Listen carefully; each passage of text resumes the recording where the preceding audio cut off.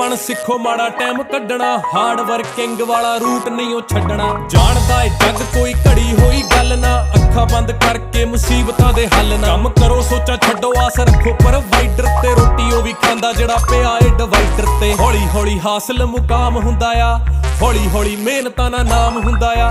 ਪਹਿਲਾਂ ਪਹਿਲਾਂ ਹਰ ਬੰਦਾ ਆਮ ਹੁੰਦਾ ਆ, ਦੁਨੀਆਦਾਰੀ ਚੋਂ ਜੋ ਤਰਾਸ਼ ਬਣਦੇ, ਆਪਣੇ ਤੇ ਰੱਖ ਵਿਸ਼ਵਾਸ ਬਣਦੇ। ਹੋਏ ਆਮ ਜਿਹੇ ਮੁੰਡੇ ਵੀ ਨੇ ਖਾਸ ਬਣਦੇ, ਆਮ ਜਿਹੇ ਮੁੰਡੇ ਵੀ ਨੇ ਖਾਸ ਬਣਦੇ। ਅਸੀਂ ਆਮ ਜਿਹੇ ਮੁੰਡੇ ਹੀ ਜੋ ਖਾਸ ਬਣਦੇ, ਅਸੀਂ ਆਮ ਜਿਹੇ ਮੁੰਡੇ ਹੀ ਜੋ बस ऐदा ही वाहेगुरु सुख रखे, मारा काम बोले मुनैम चुप रखे।